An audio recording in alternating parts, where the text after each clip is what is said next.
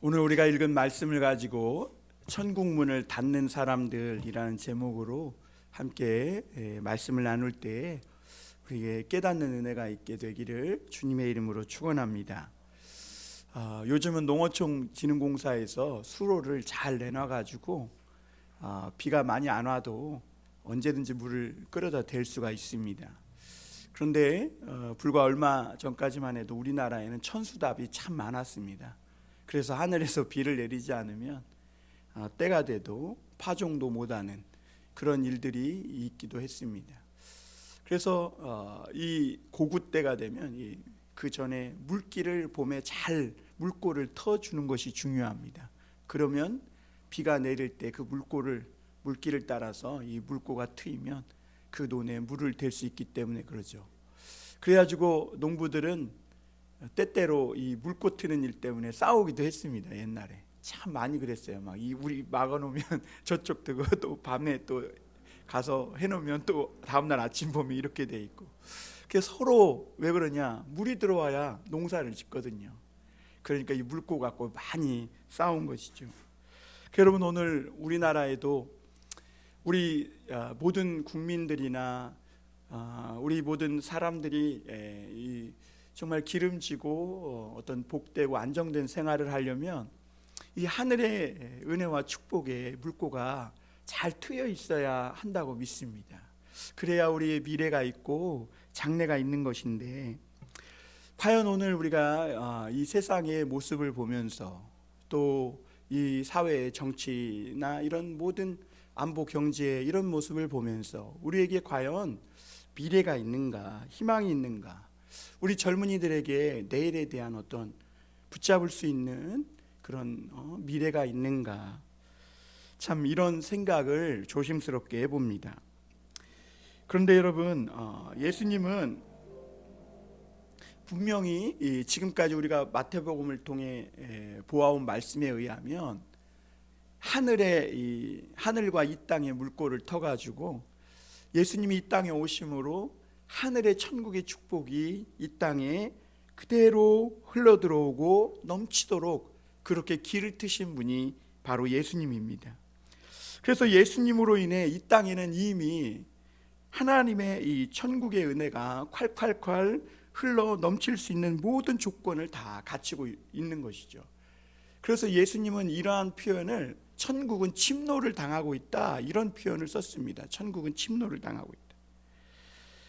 그런데 아무리 주님이 이렇게 얘기해도 그 당시 유대와 갈릴리 사람들은 예수님이 뭐 천국이 왔다 그러고 천국이 지금 물꼬가 트이고 있다 그러고 해도 그게 눈에 안 보이니까 예수님께 오지도 않고 모이지도 않고 했던 것을 보게 됩니다. 그리고 당시 유대 사회는 막 규제가 너무 많고 반대나 어떤 강압이나, 그리고 이 유대 특히 갈릴리에는 반란이나 이런 것들이 항상 일어날 수 있는 그런 위험 속에 있었고 많이 일어났어요. 그래서 유대 역사를 보면 가장 유명한 반란이 뭐 우리나라에도 만적의 난도 있고 뭐 왕자의 난도 있고 별별 난이 다 있는데 마카비의 난이라고 있거든요. 그 난으로 인해서 이 유대 사회는 항상 이 반란과 데모와 이런 것으로 일색 얼룩져져 있는 그런 사회였고, 그런 가운데에서 일반 백성들은 하루하루 입에 풀칠하는데 너무 급급한 거예요.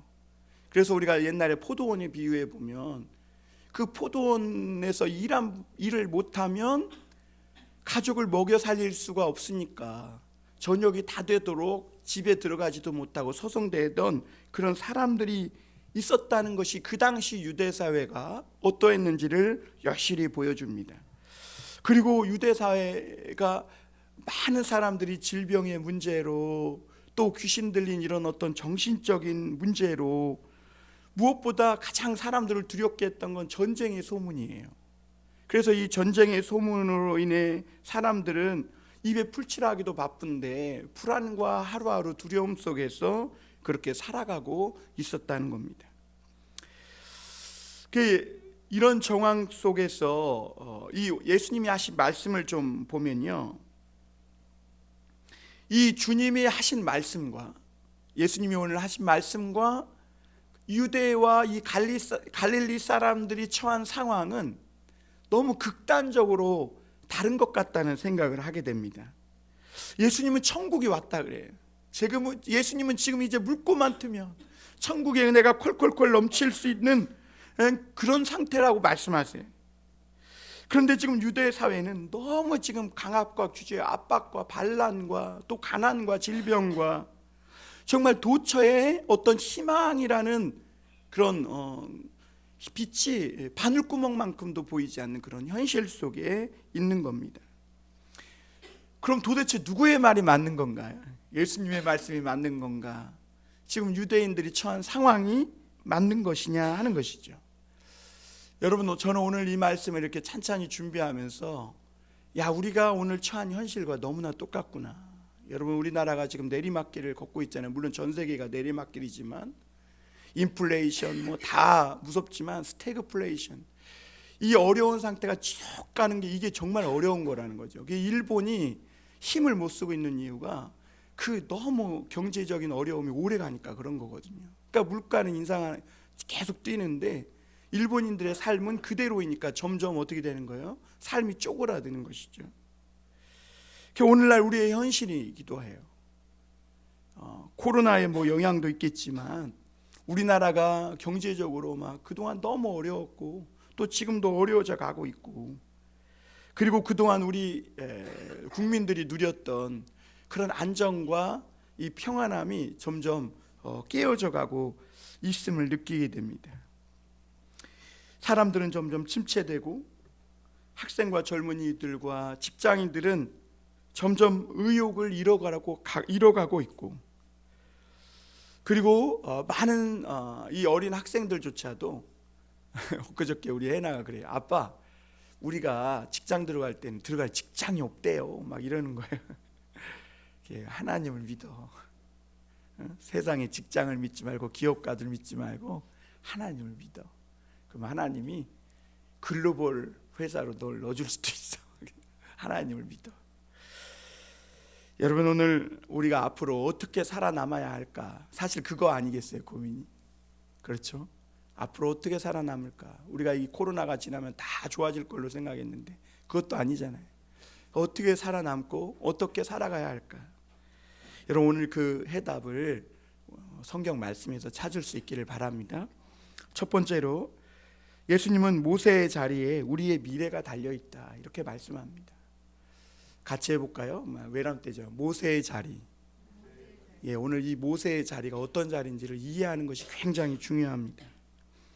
우리는 모두 미래를 생각합니다. 그리고 우리 어린아이들도 더 나은 미래, 부모님들보다는 나은 세대에 살기를 원해요.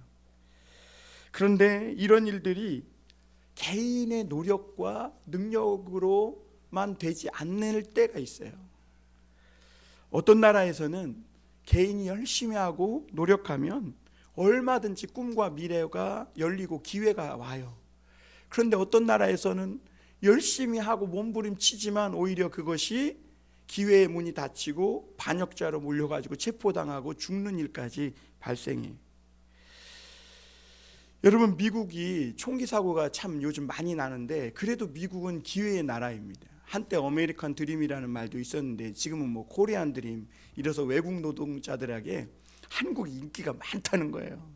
한국은 막 외국인들을 한국인들과 똑같이 월급 주고 막 모든 혜택도 받고 선거도 할 수 있게 해주고, 그리고 무엇보다 한국은 좋은 게 외국인이 시키든 한국인이 시키든 음식만 시키면 배달이 다 와.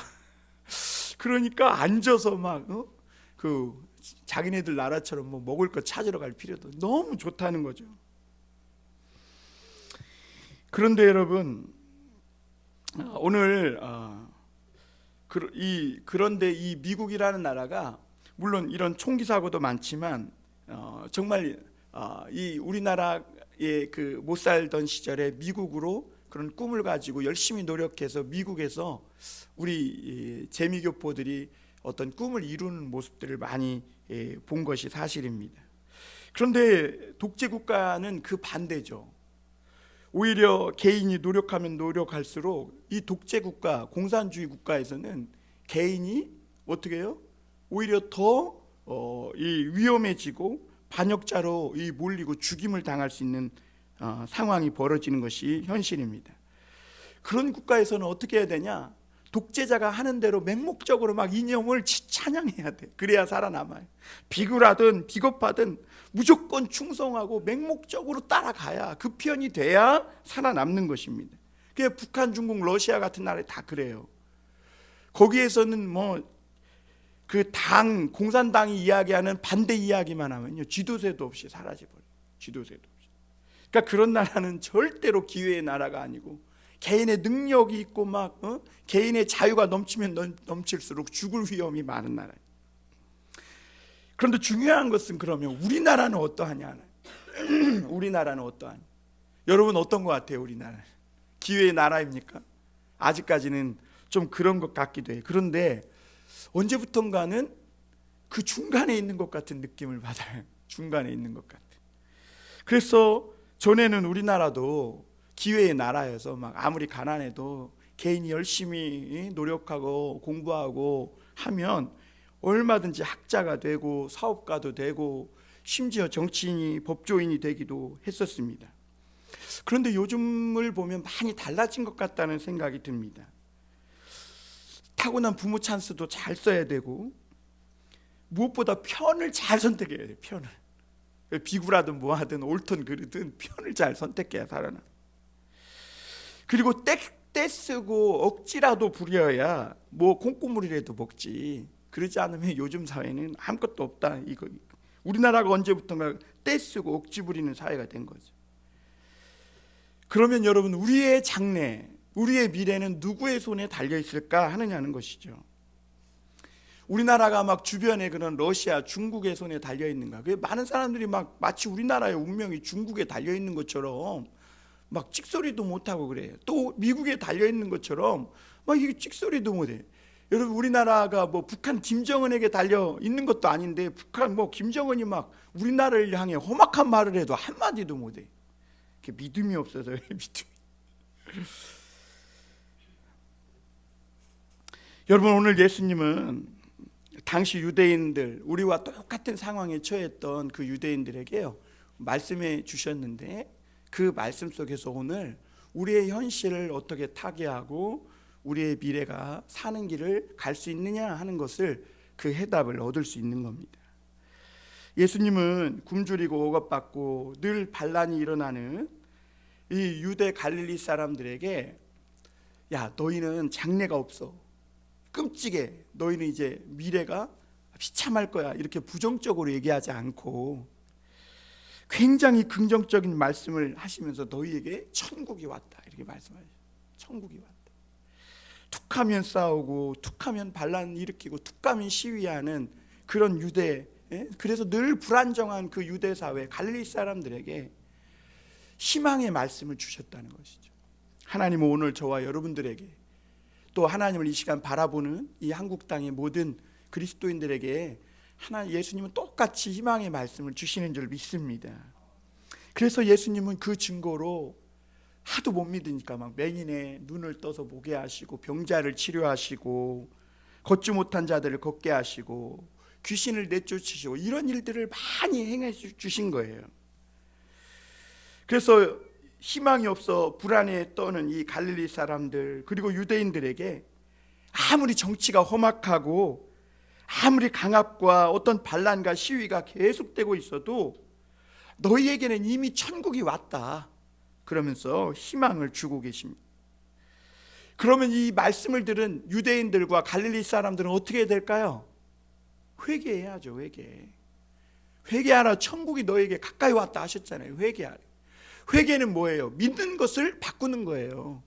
지금까지 왜 유대인들과 갈릴리 사람들이 불안했습니까? 왜 불안정했어요? 지금까지는 그들이 돈을 믿었어요. 그들에게 성전도 있고 예배도 있고 다 있어요. 그런데도 그들은 성전도 있고 예배도 있고 지금 예루살렘 성전에서 계속 하나님께 드리는 제물이 불타고 있는데도 그들은 하나님을 믿은 게 아니라 돈을 믿고 권력자들을 믿은 거예요. 그러니까 예수님은 회개하라, 천국이 가까웠다 그런 거예요. 너희의 믿는 그 믿음을 바꾸라는 거예요. 이제는 권력이나 돈을 믿지 말고 예수님을 믿고 예수님의 말씀을 믿으면 너희에게 이런 천국의 물고가 은혜의 물고가 트일 것이다. 지금 예수님 그렇게 말씀하고 있는 줄 믿습니다. 그런데 이 유대 사회는 이 회개를 막는 너무나 아주 두꺼운 장벽과 장애물이 있어서 그들의 믿음을 바꾸는데 너무나 어려웠다는 거예요. 그리고 이 물고가 트이는데 너무나 큰 장애물이 있다고 주님은 말씀하신 거예요. 그런데 그것은 의외로 뭐 사람들이 막 시위 일으키고 정치적으로 험악하고 이런 게 아니라 오늘 아주 잘못된 성경 가르침, 이것이 이 유대 사회 갈릴리 사람들에게 천국의 은혜의 물고가 임하는 것을 가로막고 있는 아주 큰 장벽이고 장애물이라고 이렇게 말해요. 잘못된 성경적 가르침. 오늘 1절에서 3절 한번 다시 보겠습니다. 이에 예수께서 무리와 제자들에게 말씀하여 이르시되 서기관들과 바리새인들이 모세의 자리에 앉았으니 그러므로 무엇이든지 그들이 말하는 바는 행하고 지키되 그들이 하는 행위는 본받지 말라. 그들은 말만 하고 행하지 아니하며, 이렇게 말씀했습니다. 여러분, 이 말씀을 잘못 이해하면 예수님이 이 하신 말씀이 서기관과 바리새인들이 너무나 비협조적이어 가지고 유대인들과 유대 사회 속에 천국의 축복이 임하지 않는다고 마치 서기관들과 바리새인들에게 책임을 떠넘기는 것 같은 이런 잘못된 관점으로 볼 수가 있어요. 그러나 예수님은요, 이 세상에 계시면서 한 번도 누구에게 책임을 전가하거나 원망한 적이 없어요. 예수님은 단지 이 말씀을 통해 지금 유대인들과 갈릴리 사람들이 어떤 상황에 놓여 있는지, 또 무엇이 옳은 길이고 무엇이 지금 너희들이 그 험악한 세상 속에서 사는 길인지를 지금 분명하게 가르치고 설명해 주기 위해서 이 말씀을 지금 하고 계신 거예요. 그래서 저 서기관, 저 바리새인들, 저놈들 때문에 부흥이 안 일어난다, 지금 이렇게 원망하고 책임 떠넘기고 있는 말이 아니라는 것을 일단 이해하고 보시길 바랍니다. 여러분, 당시 유대와 갈릴리는 앞서 말씀드렸지만 화약고였습니다. 화약고. 여러분, 우리 세계의 화약고가 발칸반도라고 전에 그랬잖아요. 지금은 화약고가 저 중동, 그 팔레스타인, 그리고 지금 화약고가 어디가 된 거예요? 저 우크라이나, 저 유럽, 크림반도 이쪽이 돼버린 거예요. 그래서 잘못 건드려서 이 유대 사회가 한번 폭발하면 수많은 사람들이 죽을 수 있는 거예요. 그러니까 로마 군인들을 로마 황제가 거기다 잔뜩 주둔시켜 놓고, 그리고 로마 황제도 막 함부로 다루지 못해서 어쩌지 못하는 그런 상황 속에 아주 골치 아픈 곳이 어디예요? 이 유대 사회. 그래가지고 빌라도가 어떻게 해요? 이 사람들, 유대인들의 그 함성 때문에 그냥 죄 없는 예수님이 죄 없다는 걸 알면서도 그냥 내준 거 아니에요. 헤롯도 분봉왕으로 와가지고 이 유대인들에게 환심을 사기 위해서 어떻게 해요? 마음에도 없는 성전을 져준 거예요. 그런데 예수님은 이 갈릴리와 유대의 이 미래가 정치인이나 어떤 로마 황제에게 달린 것이 아니라 놀랍게도 이 회당에서 하나님의 말씀을 가르치는 이 서기관들과 바리새인들에게 달려있다, 이렇게 말씀하세요, 예수님. 그래서 2절에 다시 한번 보면 서기관들과 바리새인들이 모세의 자리에 앉았으니 이렇게 말합니다. 여러분, 여기서 모세의 자리는요, 서기관이나 바리새인들이 회당에 가서 율법을 가르칠 때 앉던 그 자리를 당시 사람들은 모세의 자리라 불렀어요. 예수님은 사람들이 그 자리를 모세의 자리라고 부를 때 맞다, 그 자리는 모세의 자리가 맞다는 겁니다. 그리고 지금 그 자리에 앉은 사람이 오늘날도 그 당시에 모세 때처럼 모세 같은 역할을 하고, 그 모세에 앉은 사람이 그 모세의 역할을 잘하면 그 당시 모세를 통해서 하나님이 행했던 기적과 능력이 오늘날도 어떻게 해요? 똑같이 일어날 수 있다 없다? 있다는 것입니다. 그래서 모세의 자리를 예수님은 중요하게 말씀하고 있는 거예요. 그 사람들은 미래가 정치인의 손에 달렸고 주변 국가에게 달렸다고 믿어요. 그런데 예수님은 놀랍게도 이 모세의 자리에 앉아 하나님의 말씀을 가르치는 그 사람들에게 미래가 달려 있다고, 그리고 그 가르침에 너희의 미래가 달려 있다고 이렇게 말씀합니다. 오늘도 이 성경 가르침에 미래가 있다는 거예요. 쉽게 말하면 오늘도 수많은 교회에서 예배드리고 하는데 세상 사람들은 지금 뭐 2번이 뽑혔냐 1번이 뽑혔냐 검수완박이 어떻게 이런 거에 지금 세상이 어떻게 되냐, 우리의 미래가 있냐, 이걸 따지지만 오늘 하나님 믿는 사람은 그게 아니라는 거예요. 오늘 강대상에서 나오는 이 설교, 오늘 우리가 읽고 묵상하는 이 하나님의 말씀에 너희의 미래가 달려있다, 지금 그렇게 가르쳐주고 있는 것이죠. 우리나라에 예수 믿는 사람이 한 사람도 없고 교회도 없고, 정말 그렇다면 우리 미래가 정치인의 손에 달려있는 것이 맞습니다.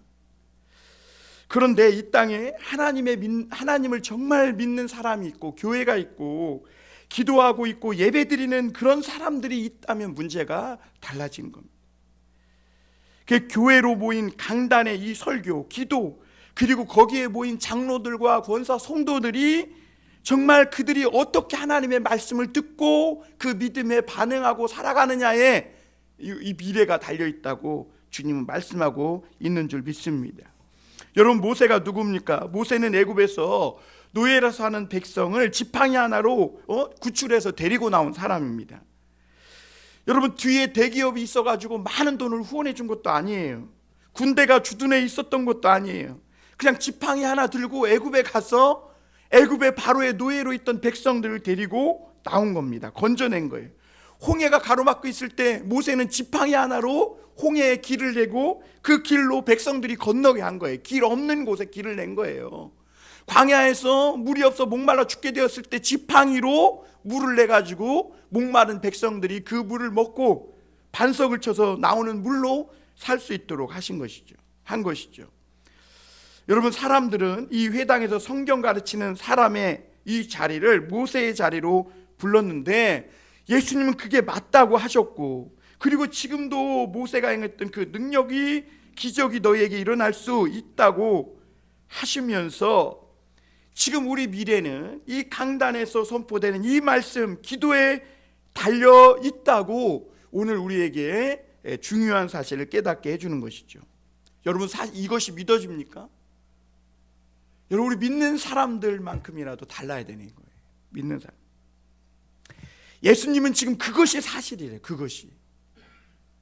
우리가 예수님의 이 말씀을 믿는다면 어떻게 될까요? 삶의 자세나 목적도 달라지겠죠. 우리가 세상과 사회 문제로 이야기할 때가 많아요. 그런데 의외로 그런 걸 보면서 막 촛불이니 시위니 하면서 이런 일들로 인해서 우리 사회가 언젠가부터 너무 몸살을 앓고 편이 나뉘고 지금도 그 여파가 있는 것을 보게 됩니다. 그런데 이런 문제들이 모세의 자리에 곧 강단에 달린 문제라고 하신 이 예수님의 말씀이 정말 사실이고 우리가 그것을 믿는다면 오늘 우리가 모인 이 교회가 무엇인지, 강단에서 울려 퍼지는 선포되는 설교는 어떻게 해야 되는지, 그리고 지금 우리가 어떻게 해야, 어떻게 믿고 어떻게 하나님 앞에서 살아내야 그때 그 모세의 능력이 오늘 우리에게도 일어나서 없던 길도 열려지고 막 사막에 강이 흐르고 노예로 있었던 비참한 생활을 했던 사람들이 거기에서 구원받고 살아날 수 있는 그런 길이 열리는 기적이 일어나느냐 하느냐 하는 것이죠. 그게 중요한 것은 지금 강대상의 문제고 설교의 문제고 우리 신앙생활의 문제다라고 예수님은 가르쳐주고 있는 겁니다. 여러분, 예수님은 천국은 지금 우리에게 가까이 와서 대기 상태라는 거예요. 물꼬만 터주면 되는 거예요. 물꼬만. 사람들은 막 어떻게든지 정부 예산 빼앗아가려고 막 수단과 방법을 가리지 않는데 우리는 그렇게 막 수단과 방법은 가리지 않더라도 천국의 물꼬를 트기 위해서 뭔가 좀 해야 되지 않겠어요? 그냥 가만히 막 비가 막 지금 내리고 있고 천국에 저기 물이 잔뜩 담겨 있는데 내 말은 내 밭은 바짝 말라가고 있는데 가만히 있으면 되겠어요? 삽이라도 들고 가서 물길이라도 내야 되지 않겠습니까? 그 예수님은 지금 우리에게 관점을 좀 돌려라 라고 말씀하는 겁니다. 너희가 세상에 대해 염려하고 근심하는 그런 어떤 만큼 오히려 하나님의 말씀에 너희 마음을 집중하고, 그리고 그 하나님께서 지금 너에게 뭐라고 말씀하시는지 그 음성에 귀를 기울여 보라. 그리고 그 하나님께 기도하면서 하나님, 내가 어떻게 행하길 원합니까? 주님 뜻이 무엇입니까? 라고 하면서 하나님 앞에 기도하고 고민하는 것, 그것이야말로 진짜 사는 길이고, 그것이야말로 하나님의 자녀가 된 사람의 특징이다, 이렇게 말씀하고 있는 겁니다. 여러분, 두 번째로 우리가 생각해 볼 것은, 그러므로 우리가 이 두꺼운 장벽으로 막혀있는 하나님의 이 천국의 은혜의 물꼬를 반드시 터야 한다는 겁니다. 반드시 터야. 여러분, 오늘 저와 여러분들에게는 이런 과제가, 지금 중요한 과제가 있는 겁니다. 그 예수님은 툭하면 싸우고 반란을 일으키고 시위를 일으키는 이 유대와 갈릴리 사람들에게 너희들의 상황이 부정적이지도 않고 결코 절망적이지도 않다. 그리고 너희들은 지금 얼마든지 하나님의 은혜와 축복을 기대할 수 있다. 왜? 이미 너희에게 천국이 가까워 있기 때문이라고 말씀합니다. 그럼에도 불구하고 이 유대 사회를 가로막는 아주 큰 장벽이 있었는데, 그것은 모세의 자리에 앉은 사람이 모세와는 너무나 다른 사람이라는 거예요. 모세의 자리에 앉은 사람. 그 3절을 다시 한번 보면요, 그러므로 그들이 무엇이든지 그들이 말하는 바는 행하고 지키되 그들이 하는 행위에는 본받지 말라. 그들은 말만 하고 행하지 아니하며 그랬어요. 예수님은 모세의 자리도 인정하셨고, 그 자리에서 잘만 하나님의 말씀을 그대로 증거하면 얼마든지 모세의 능력은 지금도 계속될 수 있다 이야기하셨어요. 문제는 그 자리에 앉은 사람이 모세가 아니라는 거예요. 무슨 말입니까? 여러분, 모세가 모세 되기 위해서, 그 하나님 한 말씀에 순종하기 위해서 얼마나 많은 훈련을 받았는지 몰라요. 모세는 말도 안 되는 하나님의 말씀에 순종하는, 정말 하나님의 말씀의 종이었어요. 그래서 모세의 별명이 뭐냐? 하나님의 종 모세. 자기 이름을 넣어서 한번 해보겠습니다. 외람 때지만. 하나님의 종 대열. 같이 해볼까요? 시작. 하나님의 종 누구누구. 그 별명이 있어요. 모세의 별명. 히브리서 3장 5절에 보면요, 모세는 하나님의 온 집에서 이 사환으로 충성했다 그랬어요. 여러분, 사환이 뭡니까? 종입니다. 종. 그러니까 무슨 일을 시키든지 복사해와라 그럼 복사하고, 닦아라 그럼 닦. 군소리 안 하는 그런 종이었던 거죠. 모세가 이런 사환이 되는데, 하나님의 종이 되는데 걸린 시간이 얼마였을까요? 40년입니다. 40년이면 인생 다 간 거예요. 종 친 거예요. 그런데 모세가 40살 때 부름받았으니까 40년이면 몇 살이에요? 80살인 거예요. 그 인생 다 간 거예요. 우리 같으면 아유, 인생 끝났구나, 이제는 뭐 하나님을 위해서 내가 뭘 할 수 있겠냐. 근데 하나님은요, 그 인간의 생각을 뒤집어 엎으셔서 80세 된 이 모세를 통해 바로의 압제에서 막 눌려있는 이스라엘 백성을 건진 거예요. 놀라운 기적과 능력으로. 그래서 이 모세가 하나님의 종이 되니까 어떤 일이 일어납니까? 지팡이를 던지니까요, 지팡이가 뱀이 돼요. 그리고 지팡이로 나일강을 치니까 나일강이 피가 돼요. 지팡이로 막 흙을 날리니까 막 이가 발생하고 막 우박이 떨어지고 재앙이, 막 흑암의 재앙이 이 애굽 땅에 임하는 것을 보게 됩니다. 그 모세의 자리는 어떤 자리예요? 바로 그런 자리라니, 그런 자리. 하나님의 말씀이 하라는 대로 그대로 하는 자리가 무슨 자리예요? 모세의 자리라는 거예요. 그래서 모세의 자리는 하나님의 종, 말씀을 그대로 전하고 그대로 순종하는 자리가 모세의 자리인 거예요. 그리고 하나님의 말씀을 그대로 지켰더니 기적이 일어나고 능력이 일어나요. 그런데 오늘 이 바리새인과 서기관들은 저들의 말은 듣되 행위는 못 맞지 말라. 왜냐하면 저들은 말은 잘하는 것 같은데 행위는 엉터리고 다 틀렸다는 거예요. 하나님의 종이 아니라는 거예요. 모세의 자리에 앉았는데 모세처럼 하나님의 말씀이 하라는 대로 그대로 순종하는 그런 사람이 아니라 자기는 말도 안 하고 손가락 하나 까딱하기 싫어 안 하고 다른 사람만 시킨다는 거예요. 왜 유대 사회와 갈릴리가 소망이 없는가? 이런 사람들이 모세의 자리에 앉아서 그래요.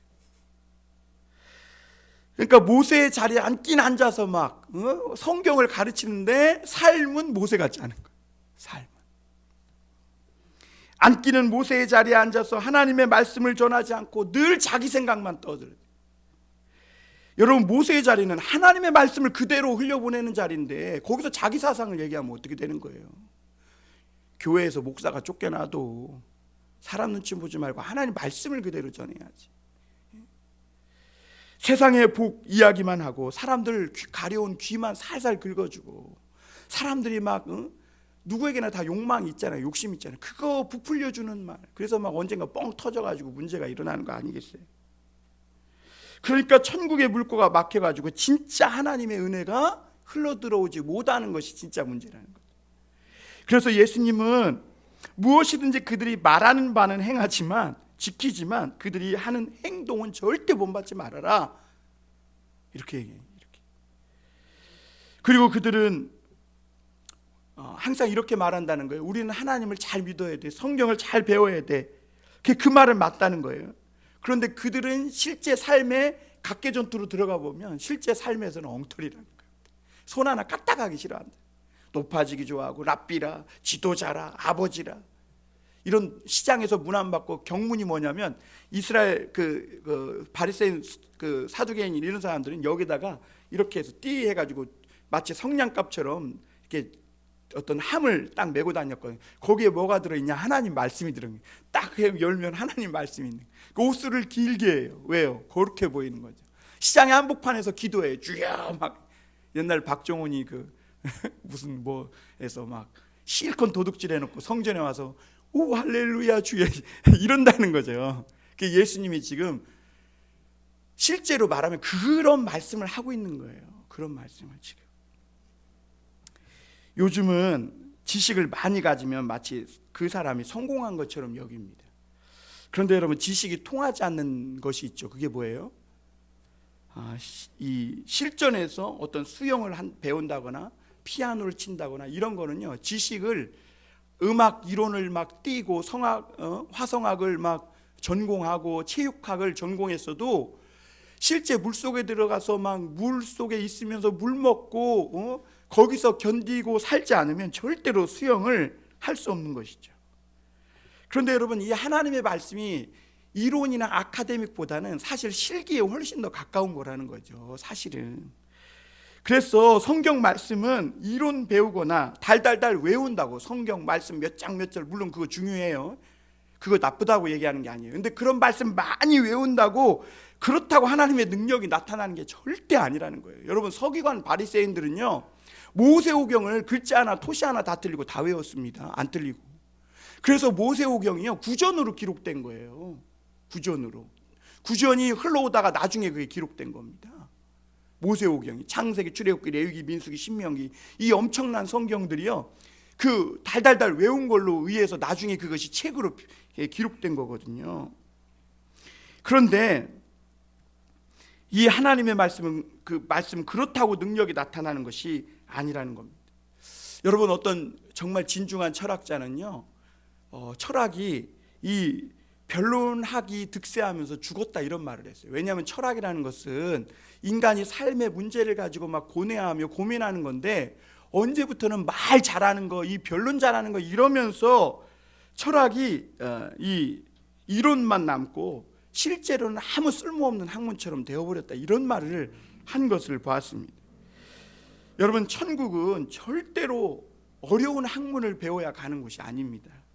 교회는 목사가 PhD 박사학위를 받아야 교회의 목사가 될 수 있는 자격을 갖추는 게 아니에요. 아카데믹 할수록 오히려 교회는 월급만 많이 나가, 목사 월급만. 능력은 없어지는 것입니다. 능력. 모세 40년은 진짜 하나님의 말씀 가지고 고민한 시간이었다는 거죠. 그래서 하나님 말씀을 믿었는데 왜 내가 이렇게 되지? 하나님 말씀을 믿었는데 내가 왜 이렇게 살인자가 돼서 도망치고 있지? 그러면서 하나님의 말씀을 순종했는데 실제 삶의 현실은 다른 데로 흐르는 이런 가운데에서 하나님의 말씀을 가지고 계속 이 모세는 고민하고 하면서 점점 자기 생각을 버리고 하나님의 말씀으로 자기를 채우기 시작합니다. 애굽 왕궁에서 배웠던 이념, 애굽 사상, 사람들이 볼 때는 와 하죠. 당신의 애굽 학문이 최고였으니까. 그런데 이 애굽에서 배웠던 사상, 이 이념들이 다 사라지기까지 40년이 걸린 겁니다. 모세에게. 그리고 하나님을 만나고 하나님의 음성을 듣고 거기에서 하나님의 말씀으로 채워졌을 때 그 모세가 잡은 지팡이에서 기적과 능력이 그때부터 나타나기 시작한 것입니다.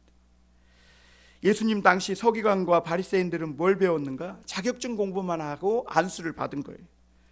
성경 말씀만 많이 외우고 이론 공부만 했지 실제로 하나님의 말씀을 붙들고 기도해서 응답받고 막 병을 고치고 귀신을 쫓아내고 막 죄의 유혹이 왔을 때 그걸 떨쳐버리고 막 무슨 어떤 욕망 욕구가 들 때 그것을 하나님의 말씀으로 이기는 이런 실기 연습은 한 번도 안 한 거예요. 한 번도.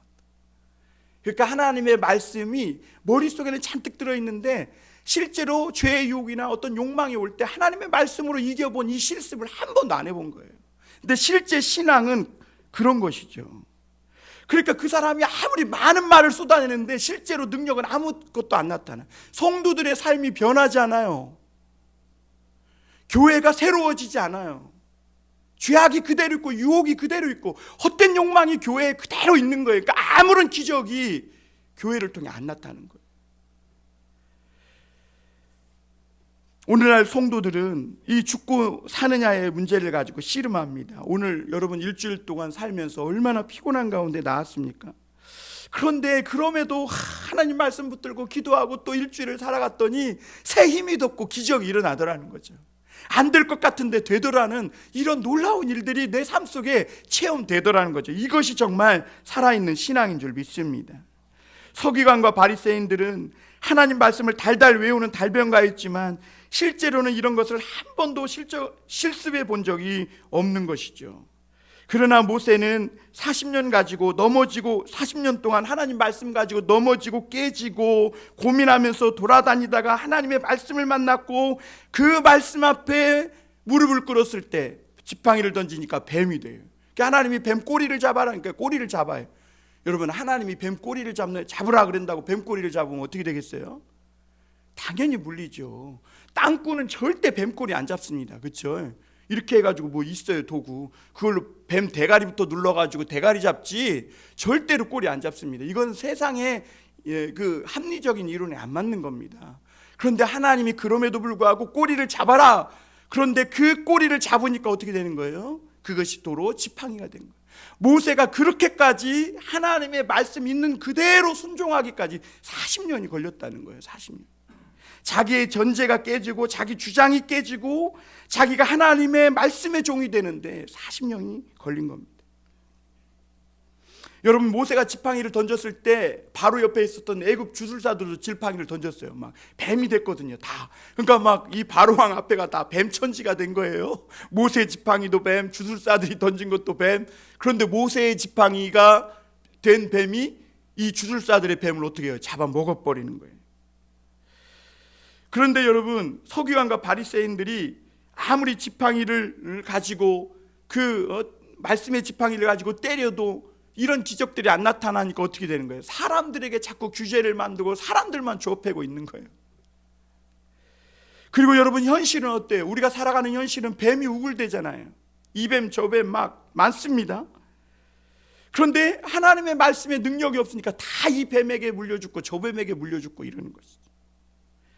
13절에 보면 화 있을진저 외식하는 서기관들과 바리새인들이여 너희는 천국문을 사람들 앞에서 닫고 너희도 들어가지 못하고 들어가려 하는 자도 들어가지 못하게 하는도다 이렇게 말씀했어요.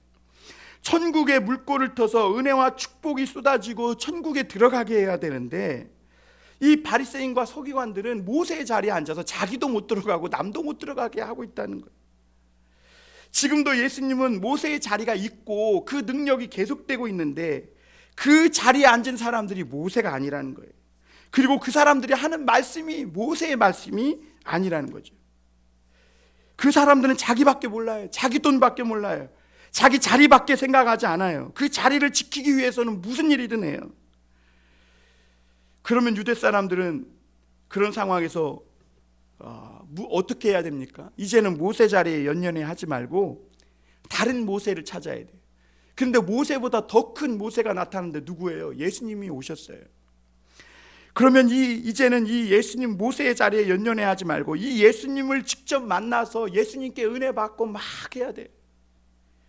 그래서 예수님은 넓은 길로 가지 말라. 그 넓은 길은 멸망의 길이다. 이렇게 말씀하셨어요.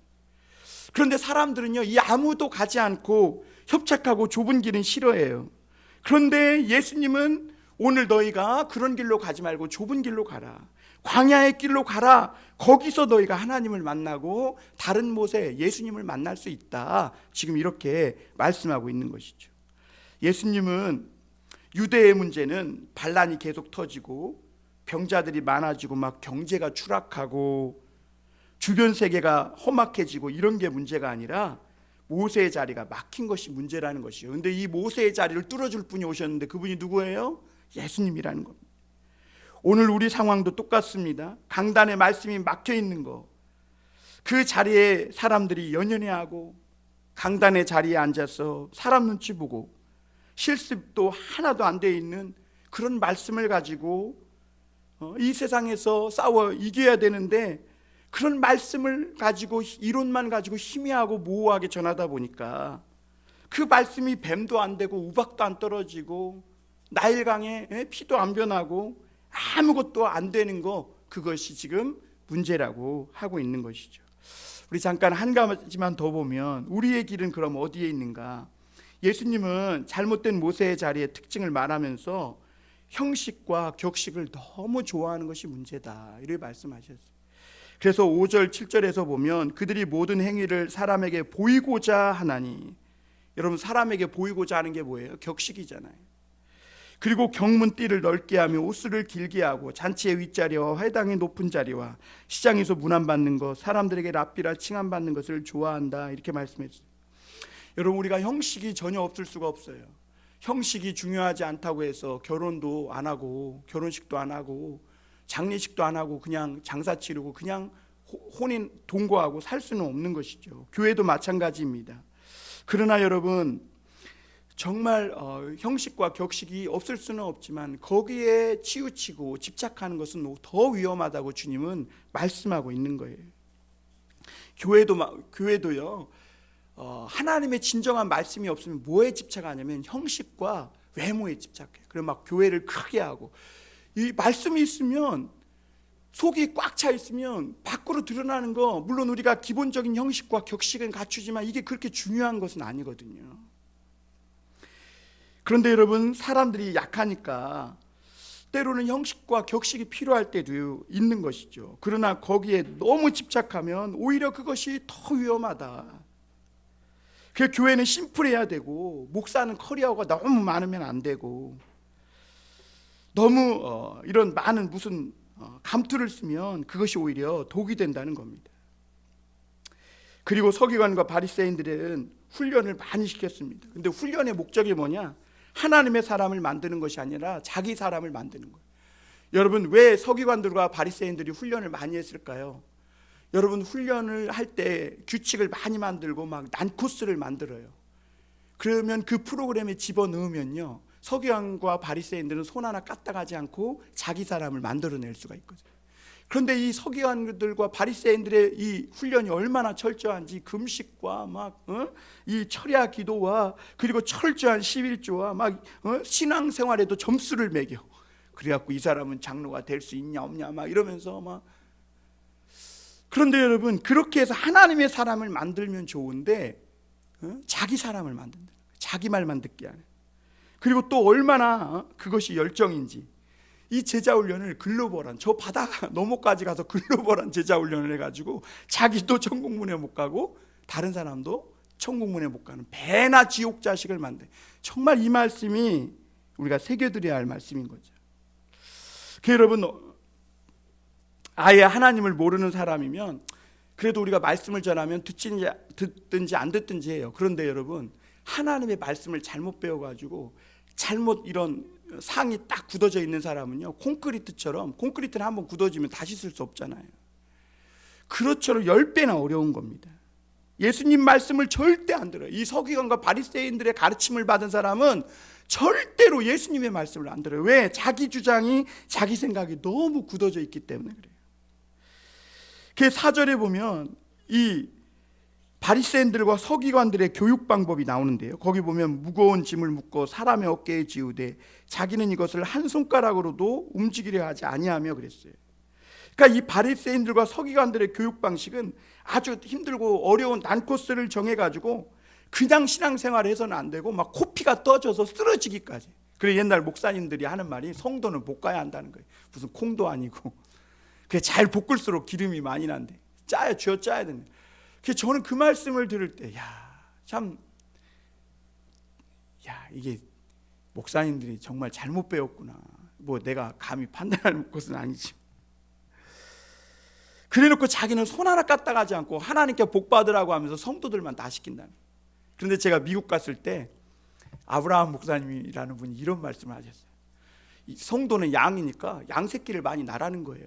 말씀 많이 먹고 건강하고 세상에서 막 열심히 주님 말씀 붙들고 성공해서 양 새끼를 많이 나라는 거예요. 건강해야 새끼를 많이 낳잖아요. 교회 청소 뭐 이 지저분한 거 목사가 다 하겠다는 게, 연세 드신 막 70이 가까운 목사님이 마대 잡고 교회 닦고 그래요. 성도들은 가서 전도 열심히 하고 말씀 증거하고 예수님 닮은 삶을 살면서 많은 영혼들 죽게 인도하라는 것이죠. 저는 그게 맞다고 봅니다.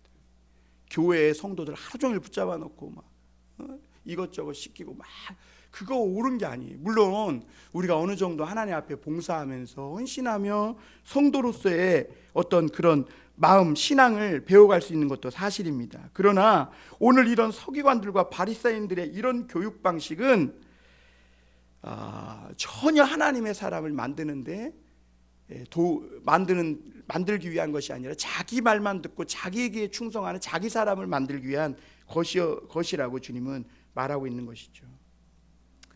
그래서 여러분, 예수님은 지금 뭐라 하는 거예요? 바리새인들과 서기관들의 이 길을 가면, 가르침을 따라가면 절대로 너희에게 하늘의 물고가 트이지 않는다는 거예요. 그럼 그것이 구체적으로 뭐냐? 오늘 여러 가지 말씀했지만 간단하게 하면 절대로 높아지지 말라는 거예요. 유명해지지도 말라, 자랑하지도 말라. 그래서 너희가 저 목사님은 대단해, 랍비야, 이런 소리 들을 필요도 없어요.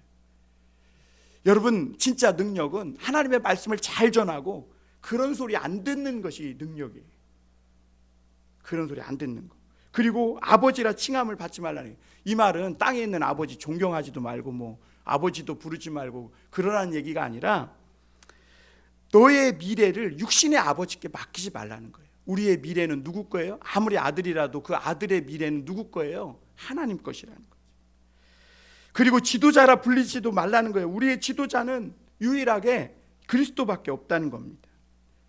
그래서 여러분, 하나님이 안 알아준다고 섭섭해할 것도 없고 사람들 눈치 볼 것도 없고 낮아지고 겸손해서 그렇게 우리 하나님의 말씀 앞에 자기를 낮추고 그 말씀 앞에 자기를 쳐도 복종시킬 수 있는 그 사람이 바로 천국의 물꼬를 틀 수 있는 사람이고, 그리고 자신의 미래에 대해서, 내 앞날에 대해서 아무것도 모른다고 자신을 낮추는 이 사람이 결국엔 하나님께서 그 사람의 미래를 잘 맞추어서 그 인생의 큰 그림, 빅 피처, 그 퍼즐을 맞춰주시는 그 사람이 정말 하나님의 그 은혜의 물꼬를, 이 은혜의 물꼬가 트인 사람이라고 말씀하고 있는 겁니다. 여러분, 오늘 우리가 말씀을 다 들었습니다. 이제는 오늘 예수님께서 우리에게 사는 길이 어떤 길인지도 가르쳐 주셨습니다. 그래서 남 눈치 볼 것도 없고 남 이렇게 인정 안 해준다고 서운해할 것도 없습니다. 자꾸 사람 눈치 보면요, 바리새인과 서기관들이 되는 거예요. 위선과 가식과 형식만 생각하고 실속 없는 사람이 되는 겁니다. 자신을 높이려고도 하지 말고 자신을 크게 하려고 하지도 말고 하나님 말씀 앞에 자신을 낮춰서 말씀의 종이 되어 이 땅에 하나님의 은혜의 물꼬를 트는 사람, 영생을 받고 하나님의 축복을 받는 우리 모든 성도들이 다 되시기를 주님의 이름으로 축원합니다. 기도하겠습니다.